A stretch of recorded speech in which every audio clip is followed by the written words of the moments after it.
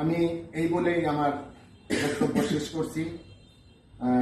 জয় বাংলা, জয় বঙ্গবন্ধু, জয় মেহনতি মানুষ। যতটুকুই পারেন জানিয়ে পারেন আপনাদের থাকতে হবে।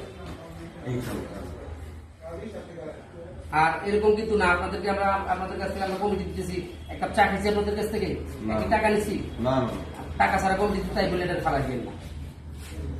আর এটা যে ফালা দিবেন আওয়ামী মৎস্যজীবী লীগ তা কিন্তু হবে না, কারণ এটা আওয়ামী লীগের সহযোগী সংগঠন।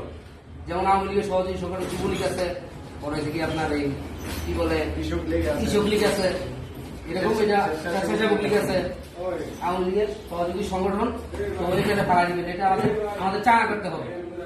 আমরা যদি নিয়ে পোস্ট নিয়ে যদি বসে থাকি পদ দিয়ে তাহলে হবে, তাহলে চাঙ্গা হবে? আমাদের ব্যানার করতে হবে, ফেস্টুন করতে হবে, কয়েকটা প্রোগ্রাম করতে হবে সদরে পার্টি অফিসে, তখন এটা মানুষজন জানবে, তখন এটাই হবে। কারণ আমাদের সংগঠনের নতুন সংগঠন, আমরা কিছুদিন আগে এটা অনুমোদন পেয়েছি। তো আমাদেরকে মহানগরের নেতাকর্মীরা এই কি বলে আমার সভাপতিরা চিনছে, আমাকে চিনছে, তারা হয়তো আমাদের উপর যাচাই করে তারা কিন্তু আমাদের কমিটি দিচ্ছে।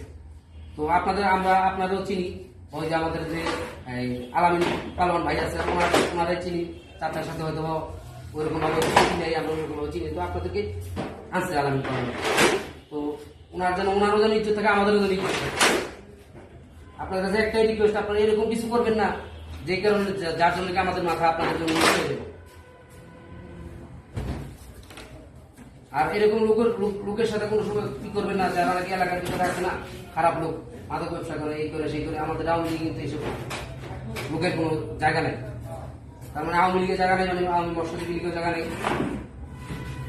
আজকে আপনাদেরকে আহ্বায়ক কমিটি দিতেছি, আপনাদের কার্যক্রম দেখবো, আপনারা যেরকম কার্যক্রম করেন, কিরকম ভাবে সংগঠন চালান, সেটা দেখার পরে আমরা যদি আপনাদের ভালো পাই তখন আমরা গিয়ে পূর্ণাঙ্গ কমিটি দেবো।